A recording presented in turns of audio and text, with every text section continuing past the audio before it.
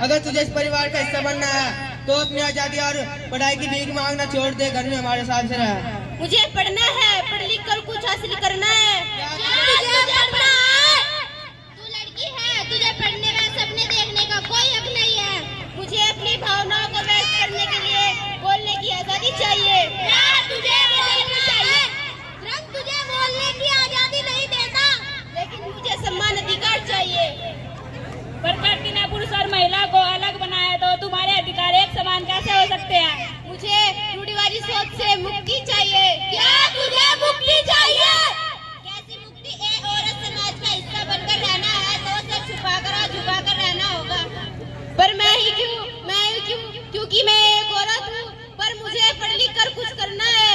ये औरत समाज तुझे पढ़ने की आजादी नहीं देता। अगर तुझे पढ़ना है तो पढ़, मगर कुछ सार्थक। ए औरत, तुझे काम करने का कोई हक नहीं है। अगर तुझे काम करना है तो कर, मगर रसोई घर में। तुम एक औरत हो, तुम्हें बोलने का कोई हक नहीं है। अगर तुम्हें बोलना है तो उतना ही बोलो जितना हम कहें। पढ़ नहीं सकती, लिख नहीं सकती, बोल नहीं सकती, काम नहीं कर सकती। ये कैसा समाज है जो मुझे पढ़ने लिखने व बोलने की आजादी नहीं देता? इसलिए कि मैं एक औरत हूँ, मैं भी एक इंसान हूँ, मुझे न्याय चाहिए।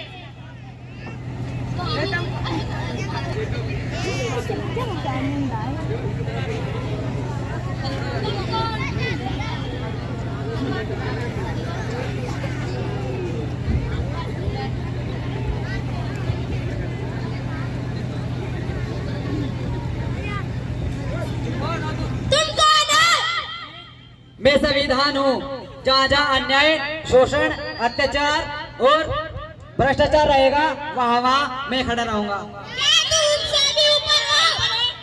हाँ, मैं तुम सबसे ऊपर हूँ। मैं समाज, संस्कृति, धर्म और परिवार, मैं इन सबसे ऊपर हूँ। उठो, ये बालिके उठो। तुम कौन हो? मैं संविधान हूँ और मैं तुम्हें इस समाज से आजाद कराने आया हूँ। वो कैसे? ये कैसी किताब है?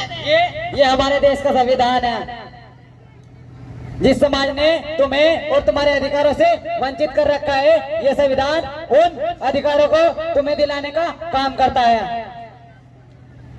भारत हमारी माता है तथा भारत को एक स्त्री के रूप में पूजा जाता है। तो हम कौन होते हैं कि दूसरों के अधिकार को छीनने वाले? भारत हमारा सर्वोच्च संविधान देता है, क्योंकि भारत का संविधान ही महिलाओं को वो सभी अधिकार देता है जो कोई भी धर्म नहीं दे सकता, चाहे वो हिंदू धर्म हो, मुस्लिम हो, सिख, ईसाई, कोई सा भी धर्म हो। महिलाओं को अगर अधिकार दिया है तो मेरे बाबा के संविधान ने दिया है। दोस्तों, मेरे बाबा के संविधान ने दिया है। अगर संविधान नहीं होता तो महिलाओं की स्थिति आज भी वैसे ही होती जैसे 1000 साल या 50 साल पहले थी, कि वह घर में चूल्हा चौका और रोटी करती रहती। आज संविधान के जरिए महिलाएं बहुत ही आगे बढ़ चुकी है। दोस्तों, बहुत ही आगे बढ़ चुकी है। हमारे देश के संविधान में इतनी ताकत है कि वो समाज को एकजुट करने की ताकत रखता है।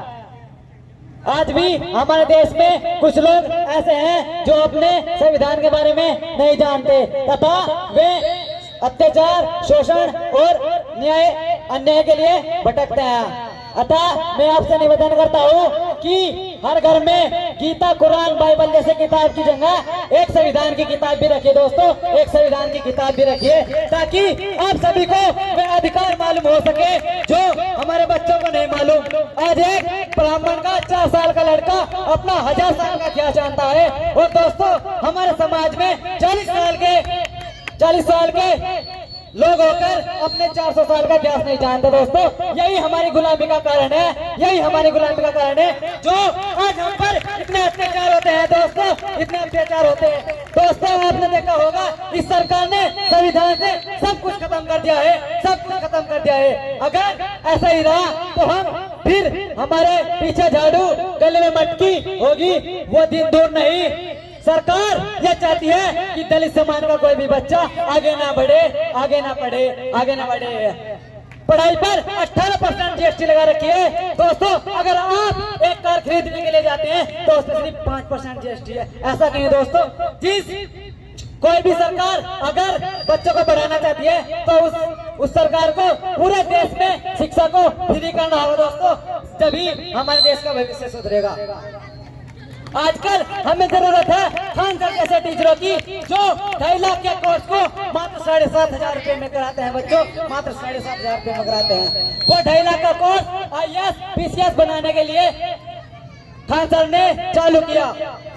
और अगर हमें जरूरत है तो ऐसे टीचरों की जरूरत है जो बच्चों को फ्री में शिक्षा दे सके, फ्री में शिक्षा दे सके, तभी इस समाज की उन्नति होगी, इस देश की उन्नति होगी दोस्तों, इस देश की उन्नति होगी।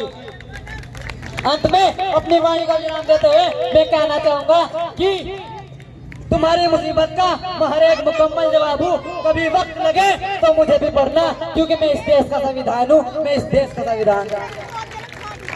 अतः आप सभी से मेरा निवेदन है कि मेरे साथ शपथ लें कि हम सभी संविधान के प्रति चलेंगे और संविधान को मानेंगे, क्योंकि ना गीता से चलता है ना कुरान से चलता है। अगर चलता है तो देश श्री भारत के संविधान से चलता है, श्री भारत के संविधान से चलता है। जय हिंद, जय भारत।